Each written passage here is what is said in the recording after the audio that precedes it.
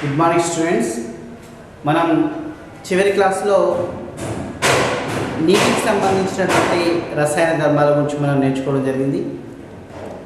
మరి దాంట్లో మనకి మొదటి విషయం కనుక ఇక్కడ మనం పరిశీలించినట్లయితే నీటికి ద్వంద్వ స్వభావం కలిగి ఉంటుంది అనేటువంటి విషయం మనం తెలుసుకోవడం జరిగింది.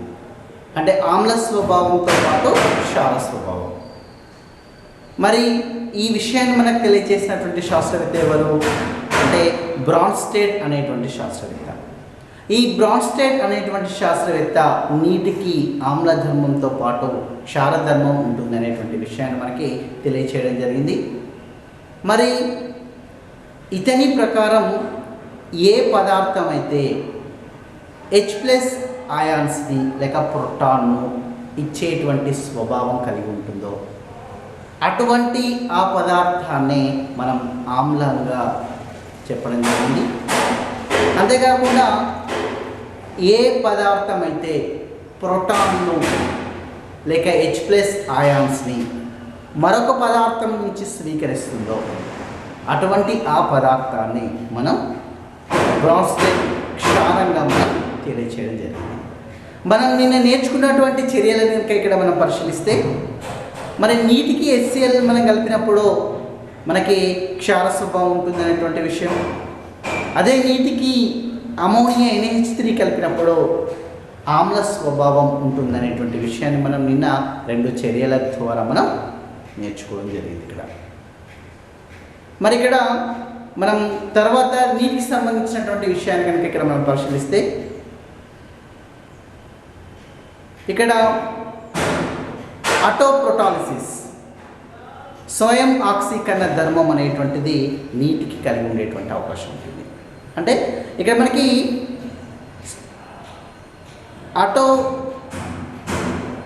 స్వయం ఆక్సీకరణ ధర్మం కనుక ఇక్కడ మనం పరిశీలిస్తే ఒక నీరు H2O అనేటువంటిది మరొక H2O మాలిక్యూల్తో చర్య జరిపేటువంటి తత్వం. అంటే చూడండి, మనకి ఇక్కడ H2O అనేటువంటి నీటికి ఇక్కడ మనం తెలియజేస్తాం. ఈ నీటికి మరొక నీటి అణువును కనుక ఒకవేళ మనం కలిపినట్లయితే ఇటువంటి సందర్భంలో మనకి ఇక్కడ H3O+ అంటే హైడ్రోనియం ఆయాన్ని మనకి ఇక్కడ ఏర్పరిచేటువంటి అవకాశం ఉంటుంది. ఈ హైడ్రోనియం ఆయాన్తో పాటు OH- ఆయాన్ హైడ్రాక్సైడ్ ఆయాన్ అనేటువంటి మనకి ఈ చర్యలో ఏర్పడేటువంటి అవకాశం ఉంటుంది. అంటే చూడండి, ఇక్కడ ఒక నీటి అణువు మరొక నీటి అణువుతో చేరేసరికి మనకు H3O+ అంటే హైడ్రోనియం ఆయాన్తో పాటు OH- ఆయాన్స్ హైడ్రాక్సైడ్ ఆయాన్స్ అనేటువంటి మనకి చర్యలో ఏర్పడేటువంటి అవకాశం ఉంటుంది. అయితే ఇక్కడ మనకి ఈ 2 వాటర్ మాలిక్యూల్స్ అనేవి ఇక్కడ మనం పరిశీలిస్తే ఒకటి ప్రోటాన్ని ఇస్తుంది, మరొకటి ప్రోటాన్ని స్వీకరిస్తుంది. అంటే ఒక ప్రోటాన్ని కనుక ఇక్కడ మనం ఇక్కడ మనకి ఒక నీటి మాలిక్యూల్ కనుక ఇక్కడ మనం పరిశీలిస్తే ఇది మనకు H+ ఆయాన్స్గా OH- ఆయాన్స్గా ఇక్కడ మనకు వెళ్ళిపోతుంది. అంటే సపోజ్ మనం దీన్ని తీసుకున్నట్లయితే ఆ H2O అనేటువంటిది ఇక్కడ H+ ఆయాన్స్ని OH- ఆయాన్స్ని అంటే మనకి ప్రోటాన్తో పాటు హైడ్రాక్సైడ్ ఆయాన్స్ని మనకు అక్కడ ఇచ్చేటువంటి అవకాశం ఉంటుంది. మరి ఇంకొక వాటర్ మాలిక్యూల్స్ ఇక్కడ ఏం చేస్తుందండి, ఈ ఏర్పడినటువంటి H+ ఆయాన్స్ని గ్రహిస్తుంది. ఇక్కడ గ్రహించి మనకి H3O+ అంటే హైడ్రోనియం ఆయాన్ని ఇక్కడ మనకి ఏర్పరిచేటువంటి అవకాశం ఉంటుంది.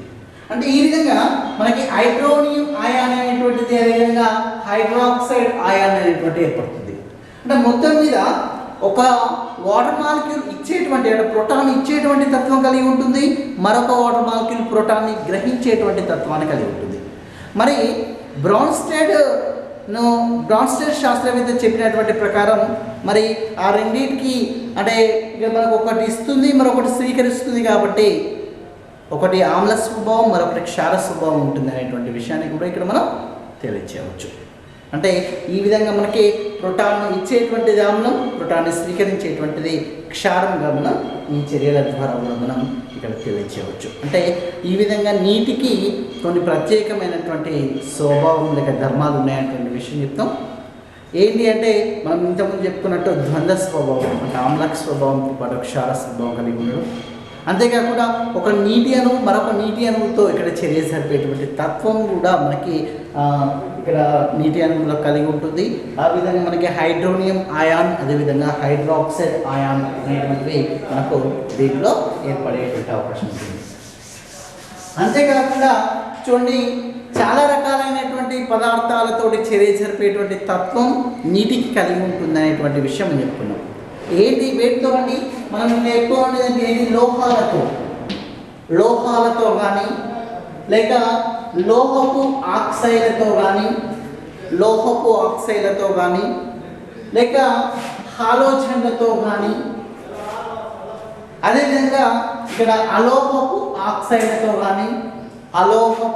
ఆక్సైడ్లతో కానీ, కొన్ని లవణాలతో కానీ, ఈ విధంగా విభిన్నమైనటువంటి పదార్థాలతో చర్య జరిపేటువంటి తత్వం నీటికి కలిగి ఉంటుంది.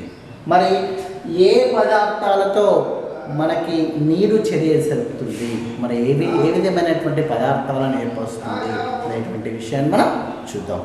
చూడండి, ముఖ్యంగా ఇక్కడ లోహాలతో చెప్తున్నాం. సపోజ్ ఫర్ ఎగ్జాంపుల్ మనం సోడియం కనుక ఇక్కడ మనం పరిశీలించినట్లయితే, లేక ఇక మనకి మెగ్నీషియం కనుక ఇక్కడ మనం పరిశీలించినట్లయితే, ఈ మెగ్నీషియం అనేటువంటిది మనకి నీటితో చర్య జరిపినప్పుడు మనకి ఇక్కడ NgOH taken twice, magnesium hydroxide, అంటే మెగ్నీషియం హైడ్రాక్సైడ్తో పాటు హైడ్రోజన్ వాయువు అనేటువంటిది ఏర్పడుతుంది. అంటే లోహాలతో కనుక ఒకవేళ చర్య జరిపితే వాటి యొక్క హైడ్రాక్సైడ్లతో పాటు మనకి హైడ్రోజన్ వాయువుని ఇక్కడ ఏర్పరిచేటువంటి అవకాశం ఉంటుంది. అంటే ఈ విధంగా మనకి లోహాలు అనేటువంటివి నీటితో చర్య జరిపేటువంటి తత్వాన్ని కలిగి ఉంటాయనేటువంటి విషయం ఇక్కడ మనం చెప్తాం. అదేవిధంగా లోహపు ఆక్సైడ్లతో అని చెప్తున్నాం. మరి చూడండి, మనకి క్షార లోహాలు ఉన్నాయి, క్షారమృతిక లోహాలు ఉన్నాయి. మరి ఈ లోహాలన్నీ వాటి యొక్క ఆక్సైడ్లను మనకి ఏర్పరుస్తాయి. మరి వాటి యొక్క ఆక్సైడ్లన్నీ ఇక్కడ నీటితోటి చర్య జరిపేటువంటి తత్వాన్ని కలిగి ఉంటాయి. సపోజ్ ఫర్ ఎగ్జాంపుల్ ఇక్కడ మనకు క్షార లోహాలు అని చెప్తున్నాం. అంటే క్షార లోహాలు అంటే ఇక్కడ మనకు lithium, sodium, potassium, rubidium, caesium, ఇవన్నీ క్షార లోహాలు అని చెప్తున్నాం. మరి సపోజ్ Na2O, సోడియం అనేటువంటిది ఒక క్షారలోహం, దాని యొక్క ఆక్సైడ్ అంటే Na2O, సోడియం ఆక్సైడ్ లేక మోనాక్సైడ్ అని చెప్తాం.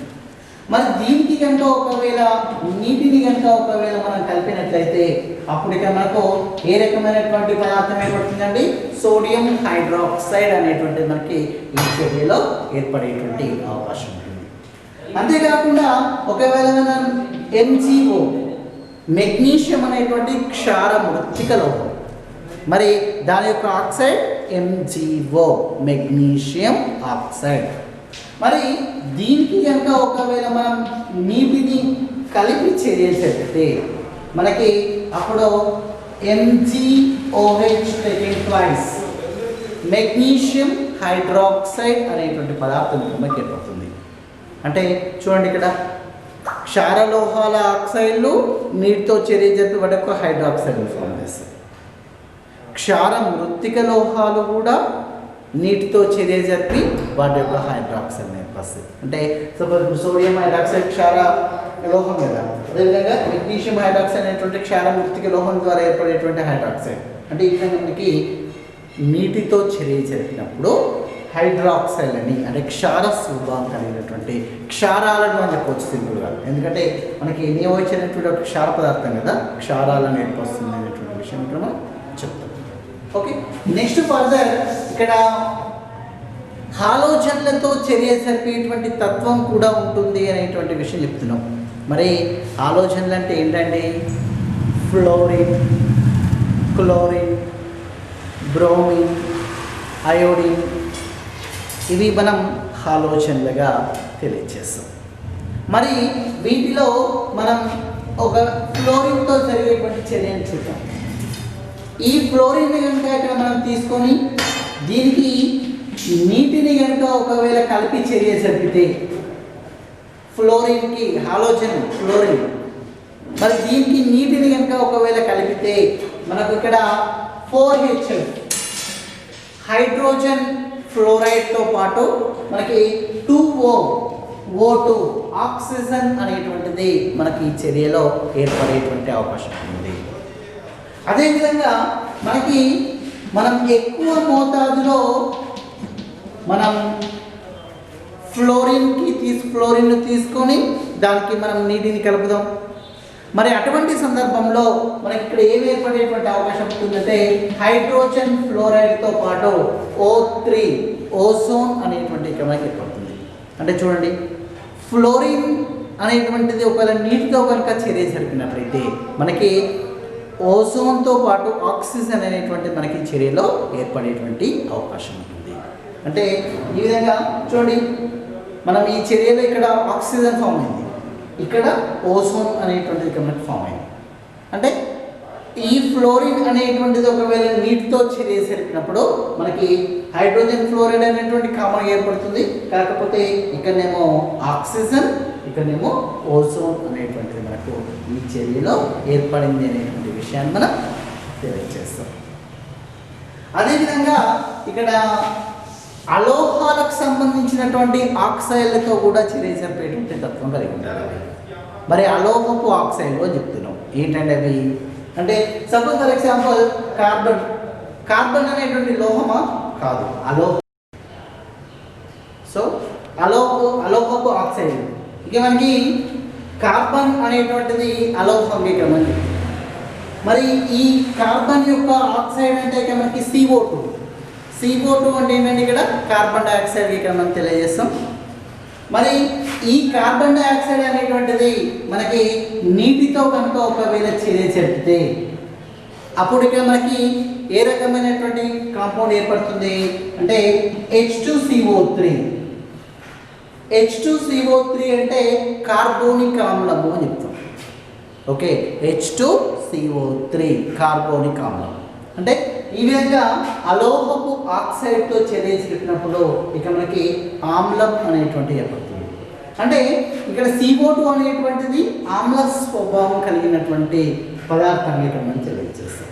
అంటే సర్వసాధారణంగా ఆమ్ల స్వభావం కలిగినటువంటి ఆక్సైడ్లతో నీరు చర్య జరిపినప్పుడు మనకి ఆమ్లాన్ని ఏర్పరిచేటువంటి అవకాశం ఉంది. అదేవిధంగా ఇక మనకి సల్ఫర్ అనేటువంటిది ఒక అలోహంగా ఇక్కడ మనం తెలియజేస్తాం.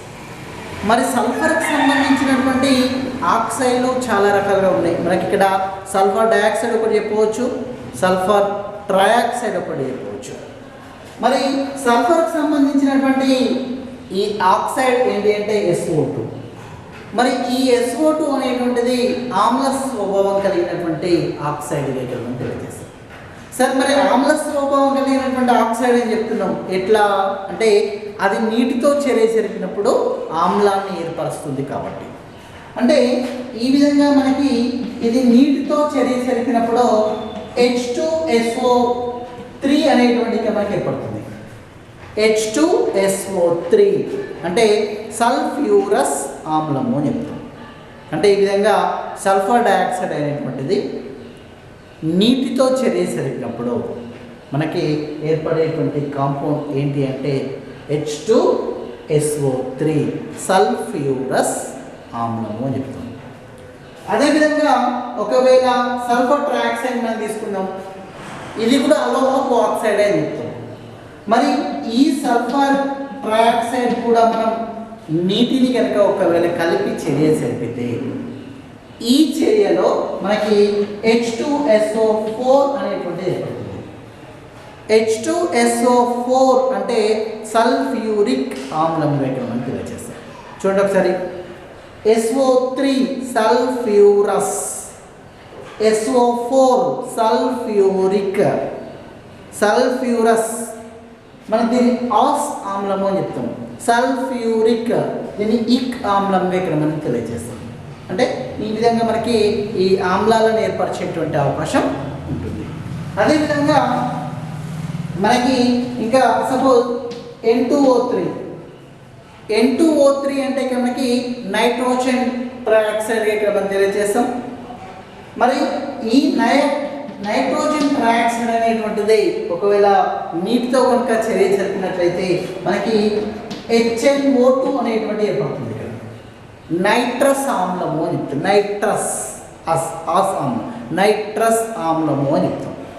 అదే ఒకవేళ N2O5తో కనుక చర్య జరిపినట్లయితే అప్పుడు HNO3 ఇక్కడ మనకి ఏర్పడుతుంది. నైట్రస్, నైట్రిక్ అంటే నైట్రస్ ఆమ్లాన్ని ఏర్పరుస్తే ఇది నైట్రిక్ ఆమ్లాన్ని మనకు ఏర్పరిచేటువంటి అవకాశం ఉంటుంది. అంటే ఇంకా చాలా రకాలైనటువంటి మనకి సపోజ్ ఫర్ ఎగ్జాంపుల్ P4O5 కానీ P4O10 కానీ ఈ ఆక్సైడ్ కూడా మనకి నీటితో చర్య జరిపి మనకు పాస్పారిక్ ఆమ్లాన్ని కానీ ఫాస్ఫరస్ ఆమ్లాన్ని కానీ మనకు ఏర్పరిచేటువంటి అవకాశం ఉంటుంది.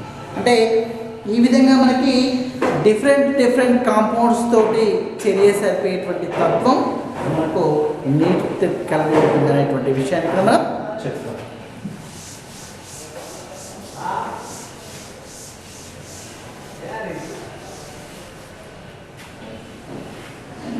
చూడండి, కొన్ని ముఖ్యమైనటువంటి లోహాలకు సంబంధించి కానీ లేక అలోహాలకు సంబంధించినటువంటి హాలైన్లతో చర్య జరిపేటువంటి తత్వం కలిగి ఉంటుంది. మరి అది మనం తర్వాత క్లాస్లో నేర్చుకుందాం. ఓకే.